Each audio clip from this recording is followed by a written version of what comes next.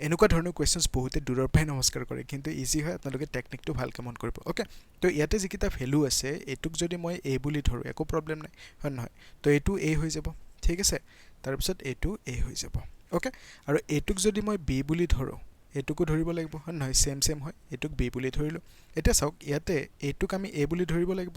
হয়নে কাৰণ সেম হয় দেখিছে ইয়াতে আৰু এইটোক কি বুলি ধৰিম এইটোকো a বুলি ধৰিম আৰু এইটোক কি বুলি ধৰিছো এইটোক আমি b বুলি ধৰিছো আৰু এইটোক কি বুলি ধৰিম b বুলি ধৰিম ওকে তো এতিয়া এইটোক কি বুলি ধৰিম এইটো মানে তো a ধৰিছো হয় নহয় আৰু এইটো মানে কিমান ধৰিছো b ধৰিছো ওকে তো এটা চাওক এইখিনিক আমি এনেকৈ লিখিব পাৰো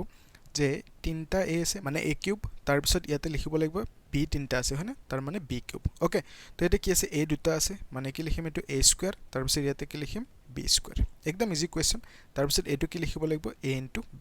এটা চাওক আমাৰ হাতত যোনটো ফৰ্মুলা আছে a কিউব - b কিউব সেই ফৰ্মুলাটো কি হয় আসলতে এনেকৈ লিখিব লাগিব a - b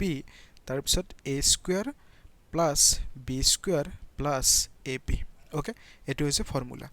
এতিয়া ইয়াতে আমি এনেকৈ লিখিব লাগিব b স্কয়াৰ + ab ওকে তো এটা চাওক এইখিনি কাটি গল হয় নহয় তো আমাৰ হাতত আনসাৰ কি আহিল a - b এতিয়া এৰ ভ্যালু কিমান লৈছো আমি 3.254 ওকে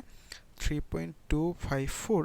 মাইনাস বিৰ ভ্যালু কিমান লৈছো আমি 0.746 ওকে তো ইন দিস কেস আমি এই দুটাক মাইনাস কৰাৰ পিছত কি আহিব আনসাৰটো 2.508 ওকে তো এই অপশনটো হ'ব কাৰেক্ট ওকে ইজি কোৱেশ্চন হয় অলপমান ধ্যান দিলে হৈ যায় ওকে তো আপোনালোকে পেজটো ফলো কৰি ৰাখিব তেতিয়া আগলৈ এনেকুৱা ধৰণৰ কোৱেশ্চনছ পাই থাকিব থ্যাংক ইউ